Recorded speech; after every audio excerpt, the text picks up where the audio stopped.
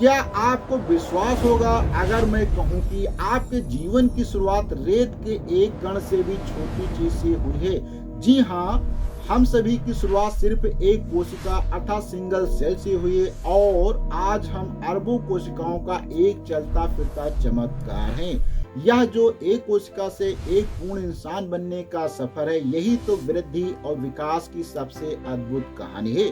तो नमस्कार दोस्तों, आज की वीडियो में हम समझने वाले हैं कि वृद्धि और विकास अर्थात ग्रोथ एंड डेवलपमेंट क्या होता है। इसी पे आज हम डिटेल से बात करेंगे और इस टाइप के टॉपिक काफी ज्यादा सीटेट एग्जाम के अंदर पूछे जाते हैं, जहां पे सीडीपी टॉपिक के अंतर्गत ये क्वेश्चन आते हैं।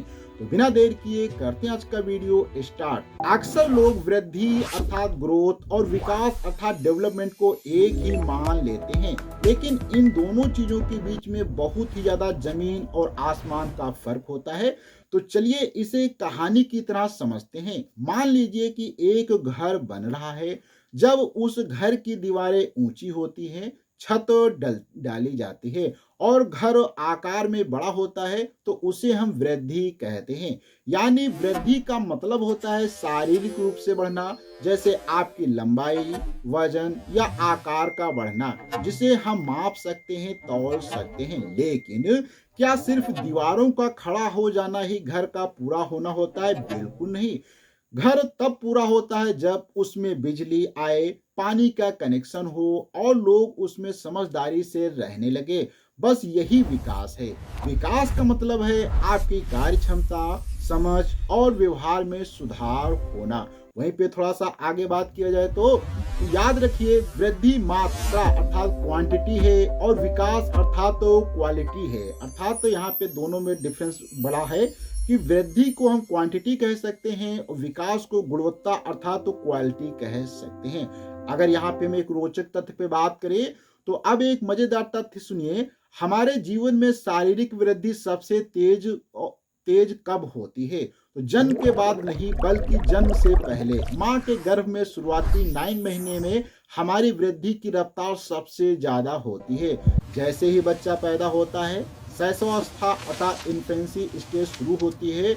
यह वो समय होता है जब विकास अपनी नींव रख रहा होता है। तो एक नवजात शिशु का दिमाग को एक स्पंज की तरह होता है, जो हर जानकारी को सूंघने के लिए तैयार रहता है।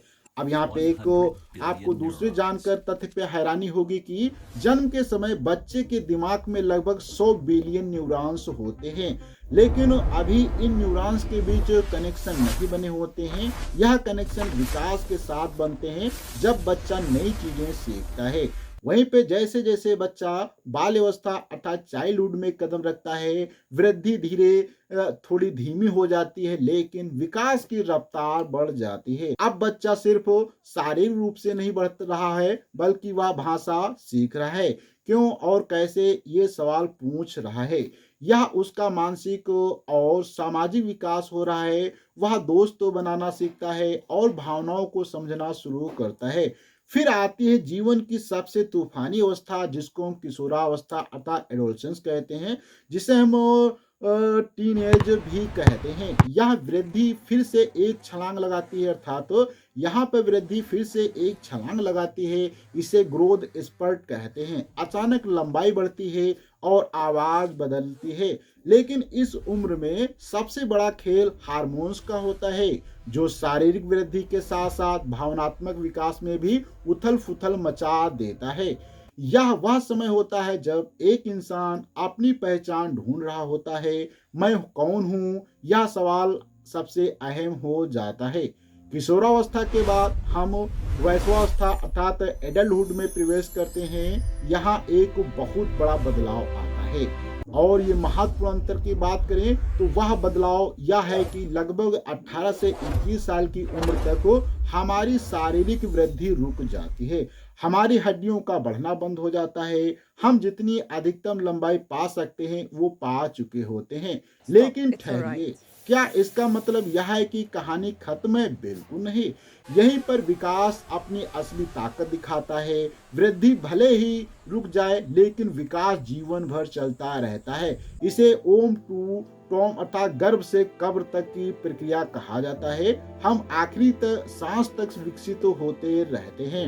एक वयस्क के रूप में हमारा मानसिक विकास अनुभव के साथ गहरा होता जाता है। हम बेहतर निर्णय लेना सीखते हैं। हमारा भावनात्मक विकास हमें रिश्तों को बेहतर निभाने और तनाव को संभालने में मदद करता है। तो सोचिए, अगर केवल वृद्धि होती और विकास नहीं, तो हम 6 फीट के तो हो जाते, लेकिन हमारी समझ एक बच्चे जैसी रहती। अब सवाल है कि इस वृद्धि और विकास को कौन कंट्रोल करता है? इसके दो मुख्य खिलाड़ी होते हैं। पहला है प्रकृति अर्थात नेचर, यानी आपकी आनुवंशिकता है। जो गुण आपको माता पिता से डीएनए में मिले होते हैं, यही तय करता है कि आपकी आंखों का रंग क्या होगा, क्या आपकी संभावित लंबाई होगी, कितने आप लंबे हो सकते हैं। वहीं पे दूसरा खिलाड़ी होता है पोषण अर्थात नर्चर, यानी आपका वातावरण अर्थात इन्वायरमेंट। आप कहाँ रहते हैं, क्या खाते हैं, कैसी शिक्षा मिलती है। मान लीजिए आपके डीएनए में अच्छी लंबाई के गुण हैं, लेकिन बचपन में आपको सही पोषण नहीं मिला, तो शायद आप अपनी पूरी लंबाई हासिल ना कर पाएंगे। इसलिए एक बेहतर इंसान बनने के लिए प्रकृति और पोषण दोनों का इस्तेमाल होना बहुत ही ज्यादा जरूरी होता है। तो दोस्तों, वृद्धि और विकास की यह कहानी हमें यह सिखाती है कि हम सब एक निरंतर चलने वाली परियोजना अर्थात वर्क इन प्रोग्रेस करते हैं। हो सकता है कि आपकी शारीरिक वृद्धि अब रुक रही हो, आप लंबे नहीं होंगे, लेकिन आपका विकास आज भी आपके हाथ में है। आप आज भी कोई नई स्किल सीख सकते हैं, अपनी सोच को बदल सकते हैं। तो हर नया अनुभव, हर पीढ़ी, हर पढ़ी हुई किताब, हर नई चुनौती आपके विकास के ग्राफ को ऊपर ले जाती है।